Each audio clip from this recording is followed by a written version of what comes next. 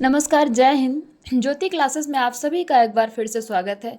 Friend, जैसा कि हम सभी को पता है कि हमने अभी होम साइंस की क्लास 6 की NCERT सीरीज़ कंटिन्यू कर रखी है, जिसमें हमने अभी तक चैप्टर 2 कंप्लीट किया है और आज हम करने वाले हैं चैप्टर 3 यानी कि खंड 3, जिसमें गृह व्यवस्था एवं स्वच्छता हम पढ़ेंगे।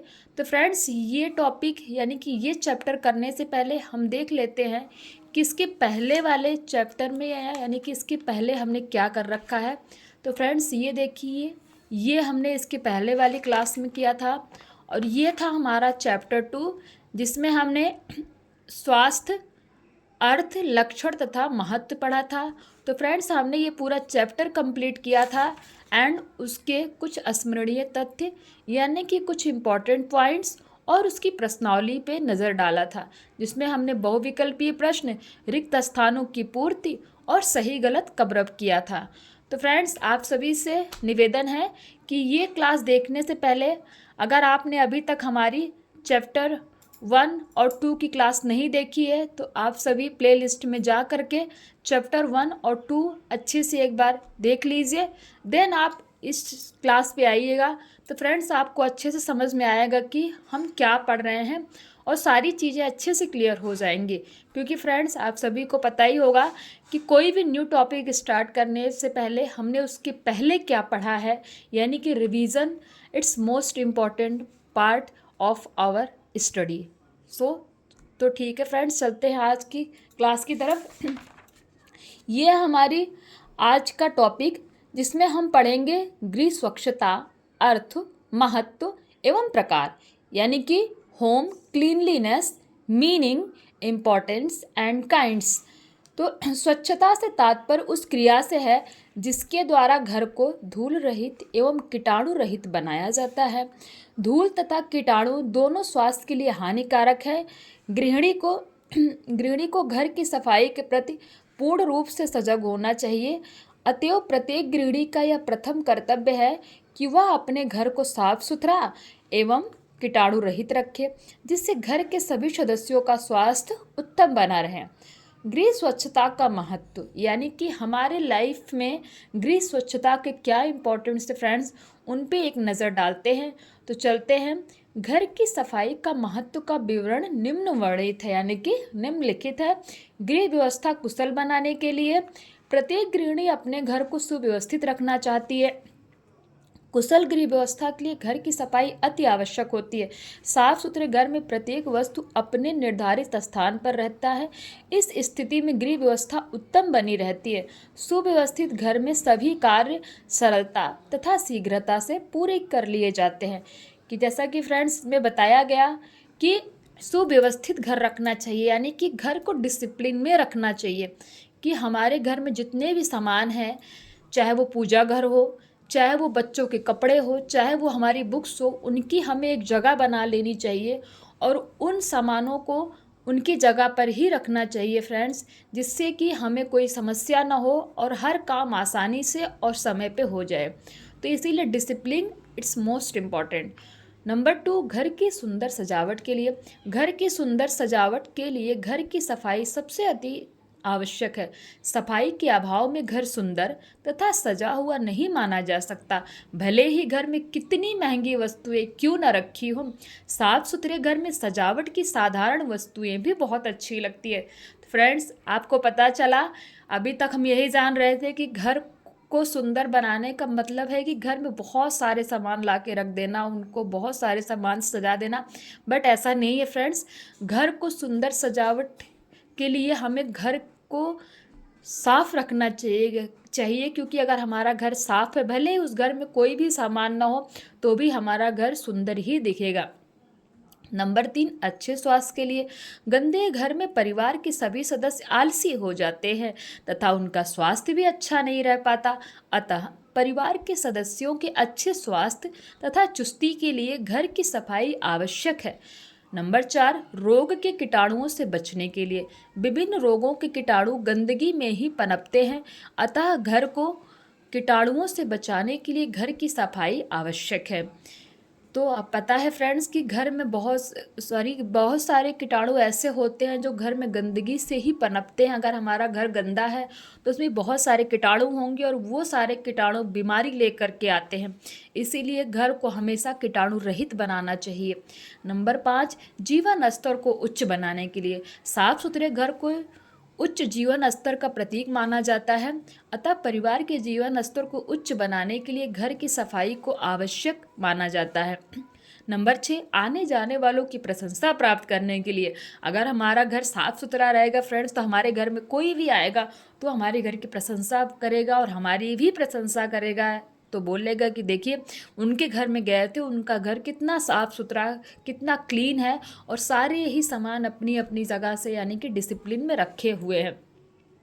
तो आने जाने वाला प्रत्येक व्यक्ति साफ सुथरे की प्रशंसा करता है। इससे गृहिणी का मान सम्मान बढ़ता है। अतः समुचित प्रशंसा प्राप्त करने के लिए भी घर की सफाई आवश्यक मानी जाती है। नंबर 7, सफाई के लिए आवश्यक सामग्री। सफाई के लिए पानी भरने व विभिन्न सामग्रियों को घोल के लिए बाल्टी, मग, टब आदि की आवश्यकता होती है। कूड़ा उठाने के लिए डस्टबिन व कूड़ा डालने के लिए कूड़ेदान यानी कि डस्टबिन का प्रयोग किया जाता है। तो ये थे फ्रेंड्स गृह स्वच्छता का हमारी लाइफ में क्या महत्व है, उससे जुड़े कुछ इम्पोर्टेंट्स फैक्ट यानी कि कुछ इम्पॉर्टेंट्स पॉइंट। अब हमारा नेक्स्ट टॉपिक है सफाई के प्रकार। यानी कि हमने ये तो समझ लिया कि घर को साफ सुथरा रखना चाहिए, बट सफाई के कितने प्रकार होते हैं, यानी कि सफाई कितनी तरह से की जा सकती है, हमें ये भी तो पता होना चाहिए ना फ्रेंड्स। तो चलिए डालते हैं सफाई के प्रकार की तरफ नज़र। तो गृहिणी को घर की सफाई को सुचारू रूप से करने के लिए अग्रलिखित 4 भागों में विभाजित कर लेना चाहिए। यानी कि घर की सफाई हम 4 तरह से कर सकते हैं जो कि आगे लिखित है। वो कौन कौन से हैं? नंबर 1 दैनिक सफाई, नंबर 2 साप्ताहिक सफाई, नंबर 3 मासिक सफाई और नंबर 4 वार्षिक सफाई। तो चलिए फ्रेंड्स पहले ये 4 सफाई देख लेते हैं कि दैनिक सफाई क्या होती है। दैनिक सफाई प्रतिदिन नियमित रूप से की जाती है। इसके अंतर्गत कमरे, रसोई घर और आंगन में झाड़ू देकर पोछा लगाना, बिस्तरों को झाड़कर उन पर बेड कवर बिछाना, प्रतिदिन पहनने वाले कपड़ों को धोना, फर्नीचर की सफाई करना, भोजन बनाने और खाने वालों बर्तनों की सफाई करना, फूलदानों को साफ करना तथा शौचालय आदि की सफाई करना आदि आता है।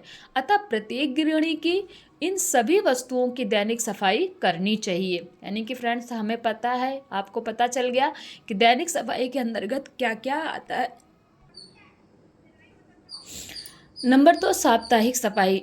इस प्रकार की सफाई सप्ताह में केवल एक बार ही की जाती है। दीवार और छत पर लगे जाले आदि को भी सप्ताह में एक बार साफ करना आवश्यक है। इसी प्रकार दीवारों पर लगी तस्वीरों, वॉल हैंगिंग आदि की भी सफाई सप्ताह में एक बार करनी आवश्यक है। भंडार गृह तथा रसोई घर की सफाई भी सप्ताह में एक बार अवश्य होनी चाहिए।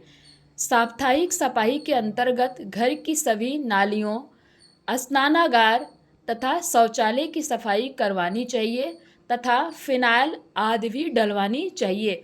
यानी कि फ्रेंड्स स्नानागार मतलब बाथरूम जिसमें हम नहाते हैं, शौचालय हमारा टॉयलेट, इन सब की भी सफाई सप्ताह में एक बार अवश्य करवानी चाहिए तथा उसमें फिनाइल भी डलवानी चाहिए जिससे कोई भी रोगाणु उसमें उत्पन्न ना हो पाए। नंबर 3 मासिक सफाई। महीने में एक बार की जाने वाली सफाई को मासिक सफाई कहते हैं। इस सफाई को करने के लिए परिवार के प्रत्येक सदस्य का सहयोग लिया जाना चाहिए। इसलिए यह सफाई घर के सदस्यों की छुट्टी के दिन करनी चाहिए। दरवाजे में लगे शीशों और जालियों की सफाई करना और इन पर लगे पर्दों को बदलना और धोना, अलमारियों की सफाई करना और इनमें रखे सामान, पुस्तकें आदि को झाड़ कर लगाना, कुर्सियों की गद्दियों को कवर बदलना, घर के फर्शों को धोना, इन पर लगे दाग धब्बों आदि को साफ करना आदि भी शामिल किया जाता है। घर को पूर्णतः साफ सुथरा रखने में मासिक सफाई का महत्वपूर्ण स्थान है। यानी कि फ्रेंड्स अगर हम मासिक सफाई यानी कि महीने में एक बार घर की सफाई जिस तरह बताया गया है हम कंप्लीट कर लेते हैं तो इससे यह माना जाता है कि हमारे पूरे घर की अच्छी तरह से सफाई हो गई है। नंबर 4, वार्षिक सफाई यानी कि वर्ष में एक बार की जाने वाली सफाई। घर की वार्षिक सफाई काफ़ी व्यापक स्तर की सफाई होती है तथा यह सफाई वर्ष में एक बार ही की जाती है। हमारे देश में वार्षिक सफाई का आयोजन सामान्य रूप से दीपावली के आसपास किया जाता है। वार्षिक सफाई के अंतर्गत घर की वस्तुओं की सफाई के साथ ही साथ घर की मरम्मत, पेंट तथा पुताई आदि का कार्य भी किया जाता है। तो फ्रेंड्स, वार्षिक सफाई में हम घर को पेंट करवाते हैं, घर में कहीं कुछ टूट फूट होती है वो भी देखते हैं, उसको भी ठीक करवाते हैं। तो घर में एक बार वार्षिक सफाई फ्रेंड्स अवश्य करवानी चाहिए। नंबर 5, विशेष अवसरों पर घर की सफाई यानी कि ये तो थे हमारे 4 सफाई के प्रकार, जिसमें आ गया हमारा दैनिक सफाई, साप्ताहिक सफाई, मासिक सफाई, वार्षिक सफाई। अब नंबर 5 जो है विशेष अवसरों पर घर की सफाई की जाने वाली, यानी कि दीपावली के पूर्व मकान की पुताई कराने से मकान का रूप निखर आता है और मकान नया लगने लगता है। इससे दिवाली के अवसर पर की गई सजावट में मकान की शोभा भी बढ़ जाती है और इसे देखकर परिवार के सदस्यों का मन प्रसन्नचित्त हो जाता है। शादी ब्याह के अवसर पर भी मकान की आकस्मिक सफाई की जाती है, यानी कि फ्रेंड्स अचानक से घर में किसी का शादी पड़ गया, कुछ फंक्शन हो गया, तो हमने कोई प्लान नहीं किया होता कि घर की सफाई करनी, यानी कि उसको पेंट कराना, उसको मरम्मत करवाना है। तो फिर आकस्मिक यानी कि अचानक जब कुछ ऐसा आयोजन हमारे घर में हो जाता है तब हम आकस्मिक सफाई करवाते हैं। यानी कि विशेष अवसरों पर घर की सफाई इसीलिए बोली जाती है क्योंकि हम आकस्मिक यानी कि सडनली हमें ऐसा हमारे घर में कोई आयोजन होता है कि हमें आकस्मिक सफाई करानी पड़ जाती है। सफाई के कार्य का सही विधि से विभाजन कर लेने से गृहिणी को प्रत्येक वस्तु की सफाई करने का उपयुक्त अवसर मिल जाता है। परिणाम यह होता है कि कोई भी वस्तु खराब नहीं होने पाती और गृहिणी के समय का सदुपयोग भी हो जाता है। इसका एक लाभ यह भी है कि वस्तुएं लंबे समय तक उपयोग के लिए उपयुक्त बनी रहती हैं, उन्हें बदलने की आवश्यकता नहीं होती। इससे धन की भी बचत होती है। घर की सफाई में काम आने वाले प्रमुख उपकरणों का विवरण निम्न प्रकार है। नंबर 1, झाड़ू, यानी कि घर में सफाई करने के लिए हमें किस किस चीज़ की ज़रूरत पड़ती है, तो वो हो गया नंबर 1 झाड़ू। झाड़ू सफाई का मुख्य उपकरण है। खुरदरे फर्श की सफाई करने के लिए नारियल की झाड़ू तथा चिकने फर्श को साफ करने के लिए फूल झाड़ू का प्रयोग किया जाता है। तो झाड़ू में भी देख लिया ना, जब हमारा फर्श एकदम चिकना हो तो हमें किसका यूज करना चाहिए फ्रेंड्स, फूल झाड़ू का। और जब कहीं पे खुरदुरा हो यानी कि चिकना ना हो, वहाँ पे पत्थर हो, ऐसा कुछ हो, तो हमें नारियल की झाड़ू का प्रयोग करना चाहिए। नंबर 2, झाड़न। अब ये झाड़न क्या होता है देखते हैं। यह मोटे कपड़े का टुकड़ा होता है। घर के पुराने कपड़ों से झाड़न तैयार किया जा सकता है। पुराने कपड़े उपलब्ध न होने पर इसे बाजार से बनाया खरीदा जा सकता है।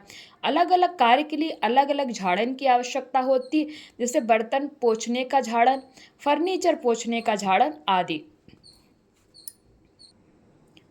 Number 3, brush. ब्रश अनेक प्रकार के होते हैं, जैसे नर्म ब्रश, सख्त ब्रश, तारों का ब्रश और फ्लैट ब्रश। नंबर 4, अन्य सामान, यानी कि सफाई में अन्य और क्या क्या सामान उपयोग हो सकते हैं। वो सफाई में प्रयुक्त होने वाला सामान है बाल्टी, मग, कूड़ेदान आदि, जो कि हमने पहले पढ़ रखा है। नंबर 5, आधुनिक यंत्र, कारपेट, स्वीपर, वैक्यूम क्लीनर, बर्तन धोने की मशीन आदि आधुनिक यंत्र हैं। नंबर 6, अन्य आवश्यक सामग्री, साबुन, बिम, सोडा, राख, मिट्टी, रेत, दाग धब्बे छुड़ाने के लिए तारपीन का तेल, सिरका, स्प्रिट, नींबू नमक का तेजाब, कीटाणुओं को खत्म करने के लिए फिनाइल, डीडीटी, चूना, मिट्टी का तेल आदि पदार्थ विभिन्न घरेलू चीज़ें साफ करने के लिए प्रयुक्त होते हैं। तो ये था फ्रेंड्स हमारा, क्या हमने इसमें देखा कि सफाई के प्रकार, सफाई कितने कितने प्रकार के होते हैं। तो ये देख लिया, दैनिक सफाई, साप्ताहिक सफाई, मासिक सफाई, वार्षिक सफाई और हमने एक प्रकार की सफाई देखी जो कि है विशेष अवसरों पर घर की सफाई, और साथ साथ हमने पढ़ा कि सफाई में यूज होने वाली कौन कौन सी सामग्री है। नंबर 1 झाड़ू, नंबर 2 झाड़न, नंबर 3 ब्रश, नंबर 4 अन्य सामान जैसे कि ये आधुनिक यंत्र और अन्य आवश्यक सामग्री।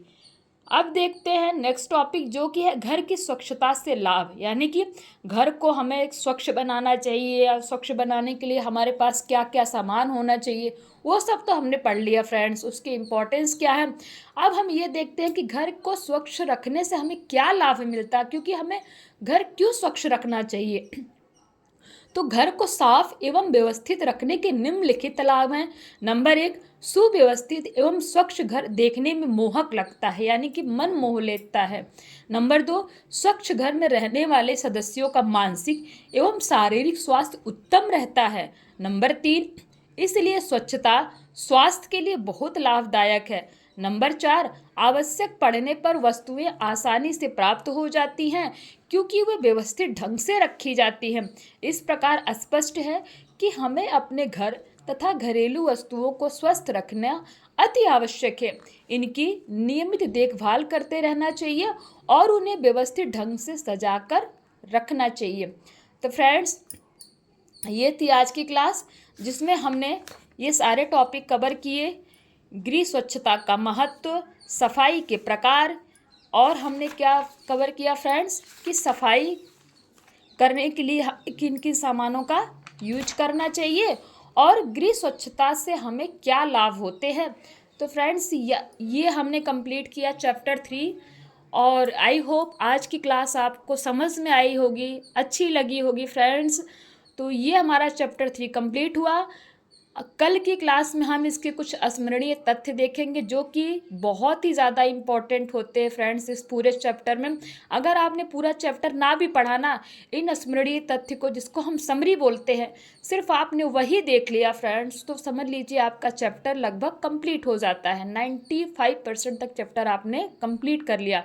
तो फ्रेंड्स, ये हम करेंगे कल क्लास में, और साथ में हम कुछ प्रश्नावली पर नज़र डालेंगे जिसमें हमने बहुविकल्पीय प्रश्न और रिक्त स्थानों की पूर्ति और सही गलत के क्वेश्चंस सॉल्व करेंगे। तो फ्रेंड्स, ये थी आज की क्लास। आई होप आपको पसंद आई होगी। कुछ भी आपको डाउट हो, कुछ भी पूछना हो, तो फ्रेंड्स आप प्लीज़ मुझे कमेंट कीजिए। ये मेरी एक छोटी सी कोशिश है फ्रेंड। तो और आप सभी से रिक्वेस्ट है कि फ्रेंड्स, इस क्लास को बनाने का बस एक ही मकसद है कि आप होम साइंस से रिलेटेड कोई भी एग्ज़ाम अच्छे से क्रैक कर जाएं। तो ये है हमारा चैप्टर, ये है फ्रेंड्स हमारा क्लास 6 की एनसीईआरटी। मैं आपको इसी चैनल पर क्लास 6 से लेके क्लास 12 तक पूरी एनसीईआरटी कवर कराऊंगी फ्रेंड्स। और हाँ, आपको लग रहा होगा कि मैं सिर्फ बुक से पढ़ा रही हूँ, तो बुक से पढ़ाने का बस एक ही मतलब है फ्रेंड्स कि आप देखो कि हाँ ये बुक है और मैं बुक से ही आपको कवर करा रही हूँ। ऐसे तो मैं कोई भी नोट्स बना करके टॉपिक लेकर आपको कवर करा सकती हूँ, जो कि आपको बहुत सारे वीडियोस में बहुत सारे टीचर के द्वारा आपको मिलता भी होगा फ्रेंड्स। लेकिन अगर आपने ये बुक एक बार पढ़ ली ना, तो इस बुक के बाहर कोई भी आपको कैसा भी एग्ज़ाम हो, कुछ भी नहीं आता फ्रेंड्स। चाहे वो टीजीटी हो, चाहे पीजीटी हो, चाहे एलटी ग्रेड हो, चाहे कोई भी फ्रेंड्स नेट हो, कुछ भी कोई भी टाइप का एग्ज़ाम हो फ्रेंड्स, आप इजीली क्रैक कर सकते हैं। तो चलिए फ्रेंड्स, ज़्यादा टाइम आपका नहीं लूँगी क्योंकि वीडियो बड़ी हो जाएगी। तो चलिए फ्रेंड्स, मिलते हैं कल की क्लास में। तब तक के लिए जय हिंद, नमस्कार।